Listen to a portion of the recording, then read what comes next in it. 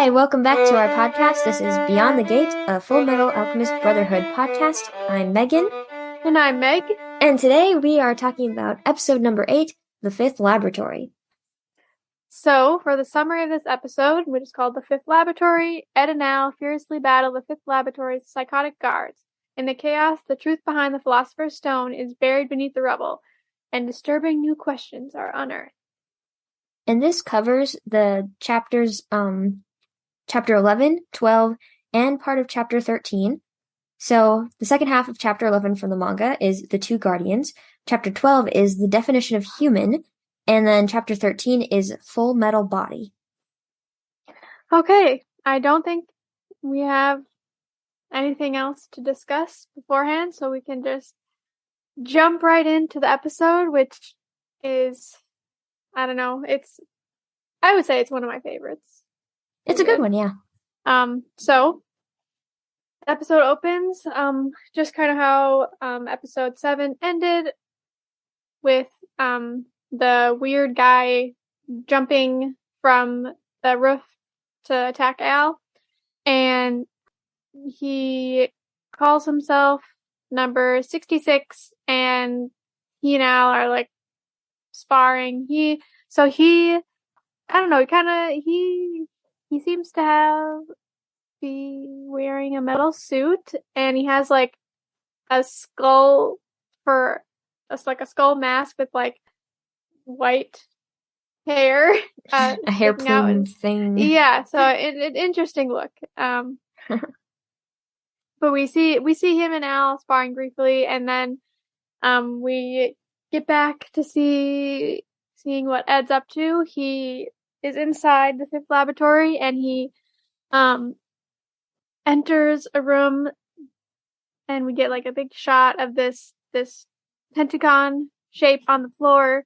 And then like in each kind of corner of the pentagon, there's some stains, which I would say look like blood. And then there's like a pillar, like a small pillar in the middle of the pentagon. So it's kind of ominous. And while Ed is there checking it out, and he's kind of like, well, this must be where they make the Philosopher's Stone, which seems like a pretty good assumption to me. Another like a strange guy in a metal suit appears, and he's like, oh, you're pretty smart for, figuring that out. And Ed is like, oh, I'm just good like that. And then this guy too starts attacking Ed, and he calls himself number 48, and I don't know, he seems pretty strong. He like moves super fast. He's all of a sudden he's right next to Ed, and Ed looks genuinely afraid. And I mean, obviously this guy catches him off guard and is a very good fighter if he can make Edward be nervous,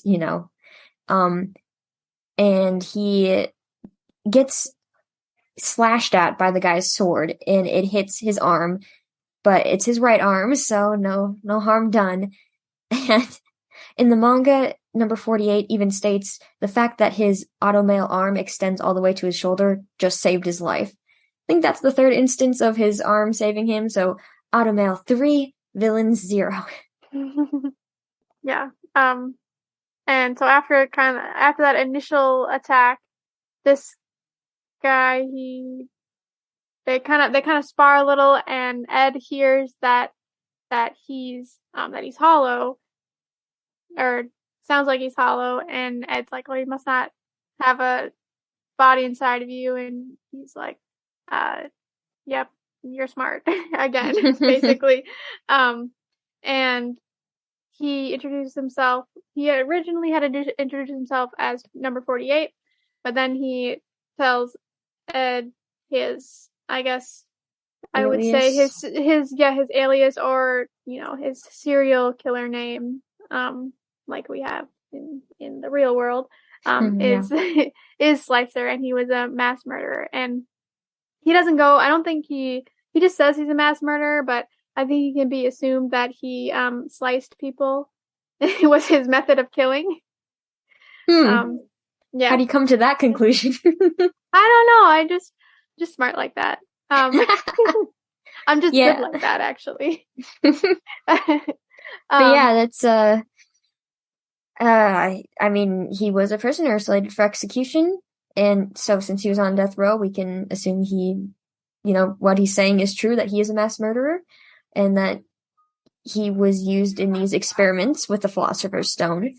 But the fact that he's hollow inside and that he's like Al, Ed is kind of surprised by that, and he thinks there's not another person, what did he say, dumb enough to try the soul bonding thing that he yeah. attempted.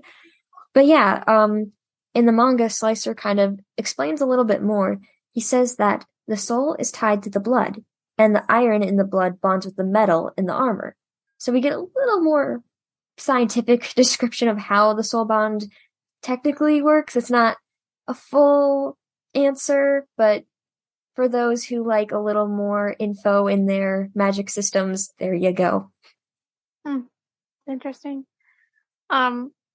So obviously Ed and the Slicer guy start fighting, but we move away from that and we instead get a scene of Hughes, who is talking to somebody on the phone, and he's absolutely gushing about his daughter. And he sees and then we see that he's talking to Roy, and Roy looks totally annoyed. And he like, stop, you're just gonna talk about your daughter the whole time. It's not just my daughter. I'll gush about my wife too. Yes. And then he kind of, after Roy just seems annoyed, Hughes just says to Roy that Roy must be dying to gush over his very own scar-faced Ishvalan. And Roy just kind of gives us an update about what's happening with Scar. They found a lot of bodies where the explosion happened, but they could not identify. They couldn't identify if one was Scar or not, so they don't know if he's dead or alive. Which, if you have read enough stories and stuff, you know that he's alive. They never go that easily. Unless you see a body, they're not dead. And sometimes even when you see even if you see a body, they still might not be dead. Yeah. So we kind of get that. We get that brief scene and kind of update on Scar, and then we go back to Ross and Brosh, who are supposed to be guarding Ed and Al, and they've discovered that they have climbed out the window and obviously gone to the laboratory, and they're like totally freaking out about it, and they're like, didn't Brosh say something like, Major Armstrong's gonna be so mad at us and he's gonna rub his chest all over because he's gonna be shirtless? Yeah. He did say something like that. And I don't know, I think it's kind of brave of them because they do decide to go after them. Yeah. They don't just like go tell Armstrong, yep, the boys ran away, but no, they decide to go after them themselves. So then we go back to Ed and Slicer, and they're fighting. And while they're fighting, Ed kind of hears like a shift or like a click in his automail shoulder, and he realizes that there is something wrong with it. And it kind of, you see him flash back to Winry saying that his automail is more lightweight but less durable, so he needs to so don't get into any big fights. But he doesn't realize, like, obviously we know that she missed a screw, so that's likely why he's having issues. Yeah. But the fight is very intense. It's close combat. It's, I don't know, this is probably my favorite scene in the whole show. Like, them just the back and forth. Ed like can't use alchemy because it's like there's not enough time to like, clap your hands together and like make something. He has to like, it is not an all-powerful art. So. Yes. And during the fight, it kind of seems like he's he's losing he gets his shoulder and his face both get, shoulder gets like sliced and his face, he gets a cut. But he still has the energy when Slicer calls him small to shoot back. Who you calling small? While they're fighting, they're, I don't know, doing the classic back and forth, and Slicer is saying like, "Oh, my partner, is attacking your buddy outside," and Ed is not concerned at all because Al is a great fighter and he has not beaten him yet. So then we cut to Al fighting number 48. Number 66. Oops. Yep. Wrote the wrong thing down. That was me and my oh my gosh, my one brain cell that we were sharing. Yep. Although I'm surprised that's the first typo that I've seen in the document.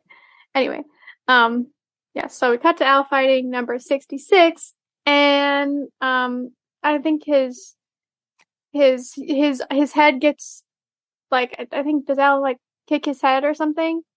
Yes, I believe Barry loses the helmet, and when he turns around, it's the same reveal we get with Al, where it's like, whoa, there's no body. He's empty. And then number 66 shares a story about this guy named Barry the Chopper, who was a butcher, and he really liked, chopping meat up. And he liked it so much that he decided to chop up people, and he killed 23 people, and then he got caught, and he had to, put on death row, and everybody thought he died, but he didn't, and he's Barry the Chopper, and he's like, there's this big reveal, and Al is like, who? Totally, yeah, he's totally unimpressed. He's never heard of him, and Barry is very shocked and kind of sad. It's like the FMA Jack the Ripper. Yeah, and we kind of wanted to go into a little bit more of this character in particular because he gets highlighted a lot more in the original 2003 Full Metal Alchemist. Yeah, it's way creepier. Yes. So in that version, Alphonse definitely knows who he is because he and Ed have a direct encounter with him. It is when he's human. Yes, when he's a human. So they knew Barry the Chopper when he was Barry the Chopper, like when he was in the middle of his kill streak. I will probably be forgetting some of the details, but the gist of the story was that he would lure mostly women away and butcher them gruesomely. And one day, I think this is just after Ed got his certification, so he's very young. He's younger than 15 at that point, obviously. Wasn't it after Nina? It might have been after Nina. I think I'm pretty sure it was because he was Nina. losing the will to be an alchemist. But he and Al were showing Winry around the city they were in. She gets captured by Barry the Chopper, and Barry also lures Edward in because he dresses as a woman and pretends to be in trouble and stuff, and Ed is trying to help him, and he rips off the wig and grabs Ed, and his lair is like this meat cellar, and Ed wakes up with his automail arm. It wasn't detached at that point, I don't think, Barry detached his automail arm, and Winry is her life is very much in danger. Ed has to force himself to fight. He gets pretty hurt during that battle, and he definitely shows what a scared kid he is hiding inside of his, this persona of toughness. And he runs away from Barry, grabs his arm, reattaches it himself, which is very painful for him. And he and Al do defeat Barry the Chopper, but it's one of those episodes where they won, but did they really? Because they're still shaken up by this, and he and Winry are just freaked out, and poor Alphonse is just like, my friends were in danger, and this was terrible. Yeah, it was definitely, it was an interesting story. It was really creepy. I just, remember that. Made And it better when he came back though, because we actually knew who he was. yeah, it did. But I think, I don't know, here he's more of a funny character. Oh, definitely. Like, Yeah, yeah, I think I prefer him this way. that's Um, true. but yeah. Anyway, that little small tangent, but I think it's a good one. Um, Al has never heard of him, and Barry is shocked that Al has never heard of him, and he's also shocked that um, that that Al wasn't surprised when Barry revealed that he had no body, and Al just like lifts up his helmet, and you see he also doesn't have a body, and Barry is very shocked, like, "Well, where'd your body go?" And it's just he's It's one of my favorites. yeah, he's funny. Yeah, Um, it's partly for me. It's the voice actor who plays him, but he's a very what's that genre? The horror comedy genre. You know, the morbid mhm. comedy. Yeah, yeah. It is really Um, funny. yeah, and then, but then Barry tries to like turn Al's lack of a body on him. Like he suggests that Al might not be related to Ed, and like Ed made him up, and um, Al is very adamant that like no, he didn't make me up. Like he has memories, and then also Granny and Winry know him, and Barry like tries to undermine that, be like, well, they're in on it too, and whatever, and then Al's like, well, you might not be real, and um Barry, this is the one part that I don't like. Yeah, He he kills kills the guard that like finally hears them talking, finally hears them fighting, even though he's been out presumably been out there the whole time. And yeah, he just like throws his little um his butcher his blade or whatever that but thing yeah, is. his butcher knife um at him, and it's Decapitates him. yeah, it's like pretty, I don't know, I feel like it's one of the more gruesome Yeah, scenes in that the was show. very graphic, actually. Yeah. Yeah, and Barry like says like, I kill, therefore I am, which is, the I think therefore I am, but which is Descartes. Yeah. And what? And it's kind of like him And proving to himself he's actually human, actually alive based on the passions he has. mhm. Um, yeah, poor Al saw someone get murdered in front of him and just Yeah, we kind of again, gloss over that. Like it's like, oh, okay, this happened. there's Like a he was dead guy.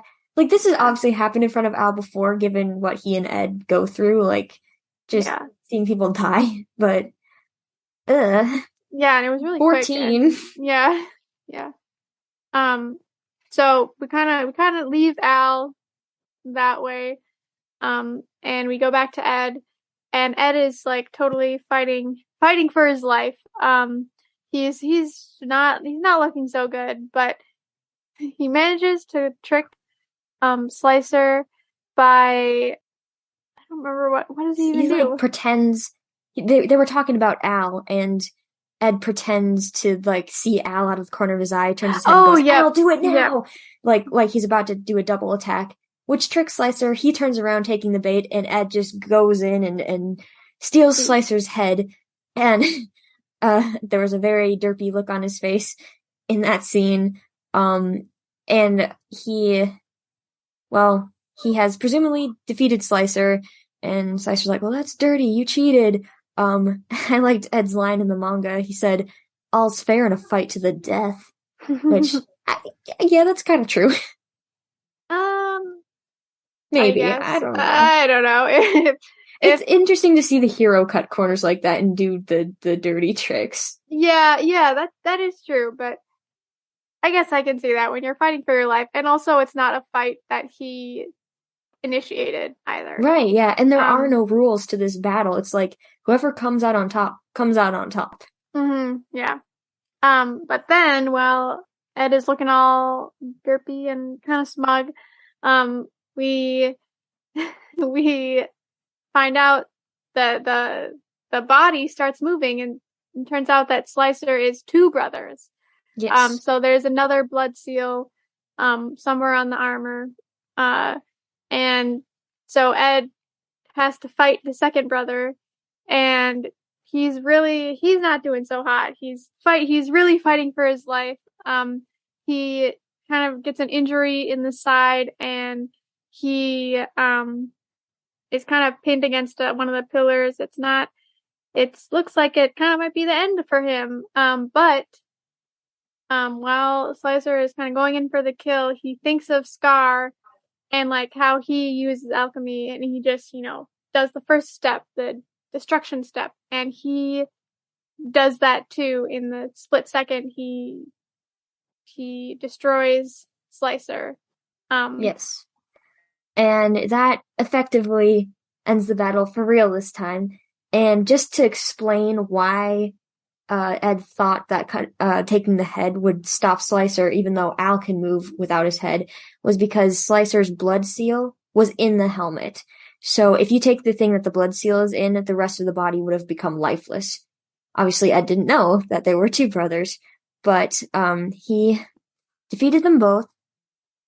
And Slicer just says, "Why don't you end it? Why don't you destroy us?" He doesn't use the word kill. He used the word destroy on purpose. He doesn't really think of himself as human anymore. But Ed refuses to destroy or kill him because he's thinking of Al. If he admits that Slicer isn't human, then Al isn't either. And he needs to believe that his brother is still a human, even if his body doesn't look like it. Mm-hmm. Yeah. It's very sweet. Like, I just shows their bond and his love for his brother. And then Slicer's kind of he's kind of laughing at this because he says like the whole time he and his brother were alive, and they were criminals, they were treated like less than humans, and now that they're just a soul bonded to armor, they're being treated like humans. And it just kind of irony. In the spirit of honor and honor in defeat or in victory, he agrees to talk to Ed about the fifth laboratory. However, that's when Lust enters, and Envy is right behind, saying, "It's the Full Metal Pipsqueak." And Lust uses her extending glove, knife fingers, whatever those things are, and she just stabs right through Slicer's helmet. And the younger Slicer brother is yelling because, that's his older brother.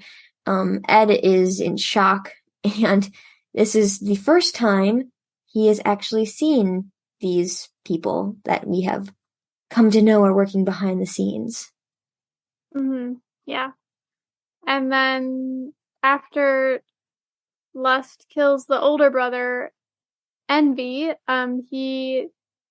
he stabs the younger brother's blood seal multiple times. It seems like it's hurting him, but it's probably more like the soul is like separating from the armor. And he's like yelling, he's like calling him stupid and stuff because the Slicer brothers almost killed their precious sacrifice. Ed is, he's confused. He's like, who's sacrifice? What does sacrifice mean? But then Envy calls Ed a pipsqueak, and he's ready to throw hands. But his hand is not functioning. Yeah, his arm just like totally gives out. Like it's just no more. And Envy like kicks him super hard, and he like totally buckles. And Lust, she's kind of just hanging out in the background, but she says to him, "Don't forget this. We allowed you to live." And she decides that they need to destroy the place, because Ed can't learn about whatever is going on with the laboratory and the Philosopher's Stone. And then we see right before like Ed, I think he like blacks out. Yeah. I assume it's like him looking up. It briefly like pans up to like these weird symbols in the background, and it like focuses on them for a second, and you're like, okay, well, that seems That's like going it's to be probably important. yeah, it's gonna be important later. We won't go into details about it, but yeah. And then after Ed passes out, we see Al again. And he's having a flashback about what happened in episode 7 when Ed started to say something like, "Oh, brother, there's something that I've been meaning to tell you for a long time." And then he's like, "Well, could that be what he wanted to tell me, that he made me up?" And then Barry, he starts to win the fight because Al is losing his focus. But then Ross and Brosh come to the rescue. I think it's, I don't know, is it, which one? Ross or Brosh, like, fires their gun? Ross shoots her gun, which hits Barry's hand, and he drops the blade he's holding. Yeah. So they've come to the rescue. But just as they've arrived, okay, that sounded so weird. Just as they arrived, yes, the Labrador. The Labrador. But like, anyway, it doesn't matter. The laboratory starts to come down. And I don't know, I noticed this and I thought it was interesting. Ross is kind of protective of Brosh. He's like, she's like, "Get out of here, Sergeant," which Brosh is Sergeant. So it's kind of interesting, and she moves to like help Al. But Al won't leave because, Ed was inside the Fifth Laboratory. Where is he? But then there's kind of a big explosion, and Envy kind of appears from the rubble, carrying Ed, and he just drops him and then disappears. And then we see the prisoners next door. They're like going totally crazy, and we kind of go down this dark hallway, and we hear this creepy dude just like saying things, and the guard is like, "Shut up, Kimberly." And Kimberly. yeah, and he like knows the lab being destroyed, and he's really enjoying it, and it reminds him of the Ishvalan War of extermination. So this guy's, I don't know, seems creepy. Then we kind of go to the last scene, in air quotes, of the episode. Al is thinking about Ed's words again, wondering what he was trying to tell him, and he's he's concerned that he might not be a real boy. I want to be a real boy. Basically. Yeah. Well, the seed of doubt is planted in his mind, and now his thoughts are stuck in a loop. Yeah, exactly. Which we've all been there. Oh, yeah. But so then the episode ends, but then there is a post-credit scene of Hughes and Mustang again talking on the phone. And Hughes tells Mustang that a lot of upper management are gone thanks to Scar, and there's room for Mustang to rise in the ranks and like come and work in Central. But Hughes warns him to be careful because Mustang is young. He's 29 years old, which is young to be at the position that he is. And he basically tells Mustang that he's gonna need people on his side, and so he says, "It's time to go get yourself a wife." And Roy hangs up on him. Yep, that's the end of the episode. Yeah. So now we can talk about our extra stuff, voice actor notes. Yes, so we decided to focus on the two armored guards of the Fifth Laboratory. First up, Barry the Chopper. He's played by Jerry Jewell, who is also Kyo Soma from Fruits Basket, a great character, just saying. Kusuo Saiki from The Disastrous Life of Saiki K, another amazing, funny character. And Principal Nezu from My Hero Academia.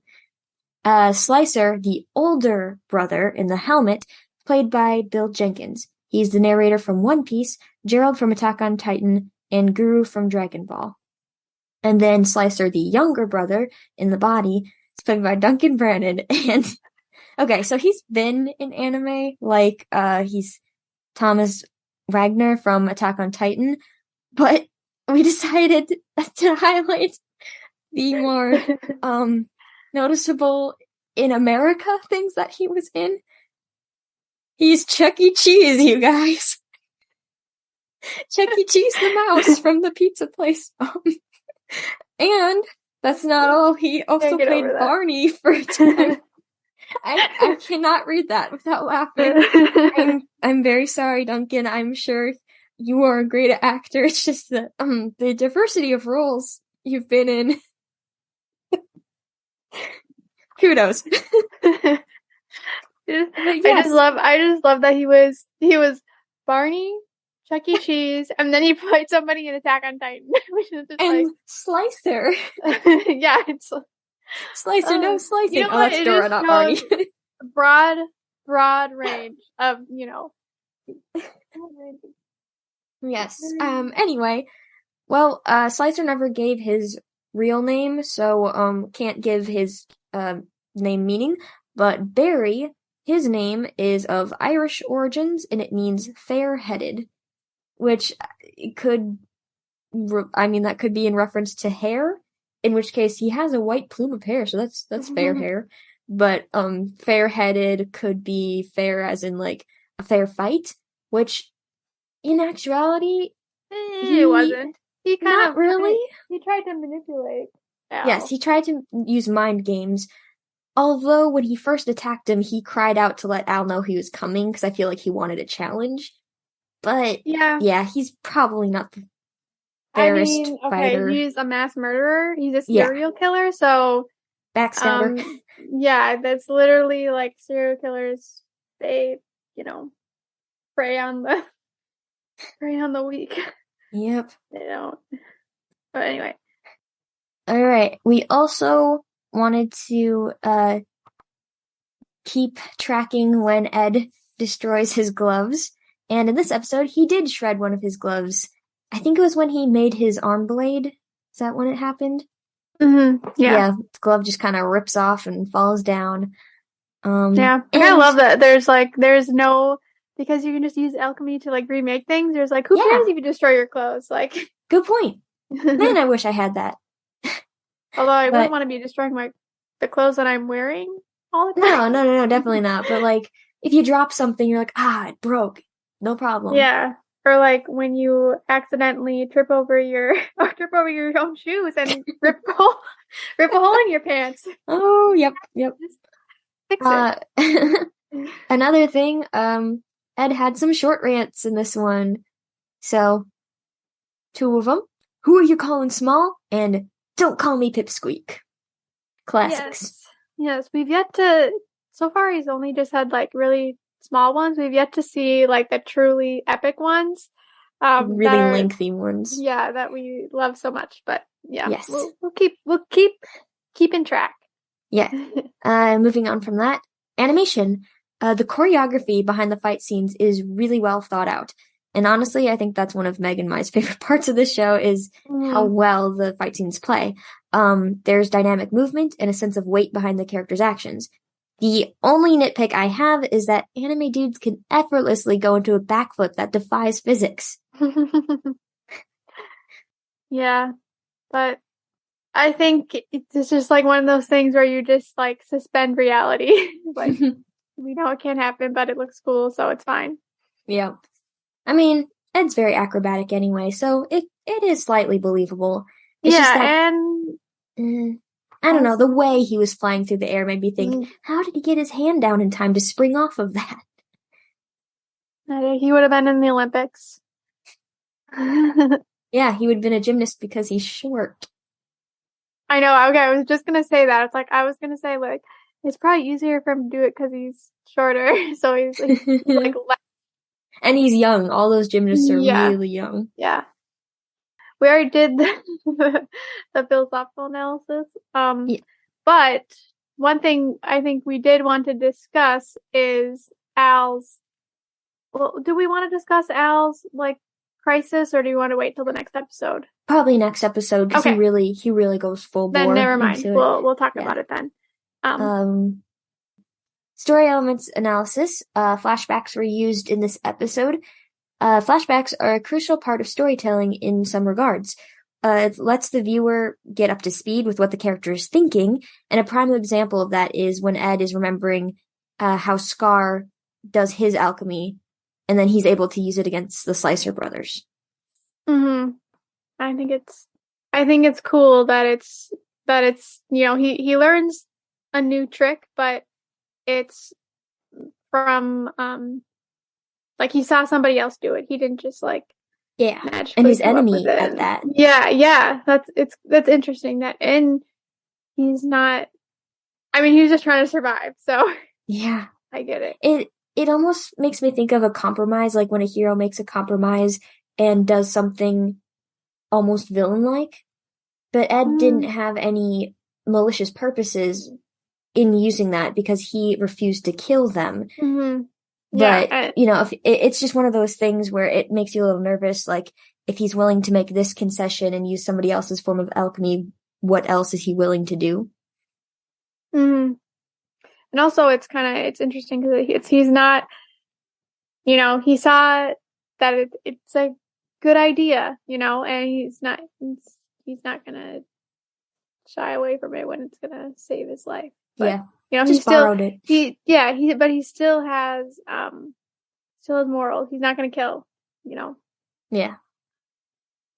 All right. Well, we finished the episode. This was kind of a big one. It's truly, I mean, you kind of already got the sense the last episode, but you kind of start to see the government seems a little bit sketchy. And what's really going on here? So it's interesting and it introduces some, Al's crisis. And it seems like we're probably going to get to see Winry again because Ed has destroyed his arm. So sets up well for the next, for the future, I guess.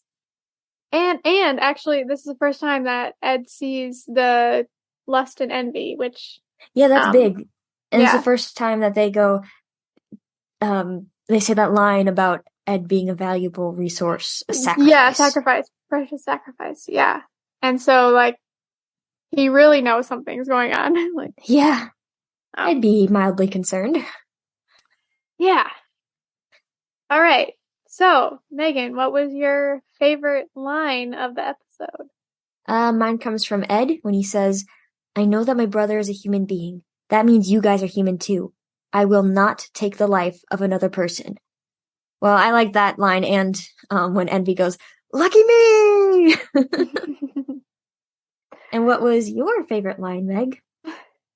My favorite line was also from Ed when Slicer is complimenting him on figuring out the transmutation circle right away, and he says, "I'm just good like that." He says so nonchalant, Just good like that. I love it. Right. What did we learn with this episode, or what was our moral or theme? So I think the lesson from this episode was everyone's life has value. Yes. Even Ed refused to kill the Slicer brothers, and I think that it showed Ed's true character, but also it gave the brothers somebody sees us as human, and and in exchange they were like, okay, we're gonna tell you about this thing. Yes, I think they were on death row. They were meant to die. So if Ed would have decided to kill them, honestly, he would have had the perfect excuse. These guys are in this suit of armor because they were on death row, because they were supposed to die for their crimes they committed. But yet he still chose to spare them, to see them as human, and show them a measure of compassion. Mm-hmm. And he almost got Yeah. information Yeah. out of them And from it. so Almost. close. So close. How did they know? Okay, I was like, how did they know the that he was there? But maybe they're like keeping track of the fifth laboratory and they saw there was a disturbance or something. I don't know. So, who pushed the story forward in this episode? Two people, Barry the Chopper and Edward. So with Barry, he brought up the question to Al, like, what if you aren't human? What if you're official, made up, all that stuff? Which, I mean, it's not just a problem that Al has. I mean, he has it more concretely because of his situation. But I think there are times when any normal human kind of questions where they're at or how they got there, or maybe not having an existential crisis necessarily, but yeah, Barry the Chopper makes Al think too much. Yes. And then Edward, well, like we said before, he shows his true colors, reveals that he doesn't want to kill anyone. He also is almost able to get more info about what's happening. And he sort of in a roundabout way does, since Lust and Envy come and say some things that make him start to question, I guess, what's really going on in the world here. Mm-hmm. Yeah, I would agree. And that's all we have for this episode. You can follow us on Instagram at Full Metal Beyond the Gate, or send us an email with, anything you might have for us at fullmetalbeyondthegate@gmail.com. Also, I think we forgot to say this. I mean, we've said it a few times, but we do have a YouTube channel called Just Beyond the Gate, with some fun videos that pertain to like particular episodes and stuff like that. So check us out on those other platforms and leave us a review and rate our podcast, or if you have any suggestions for us, we'd love to hear them. And if you do have a message for us, as long as it is appropriate, we will read it out loud on the show. Yes. Yes. I guess we will see you next time. Looking forward to it. Yep. Bye. Bye.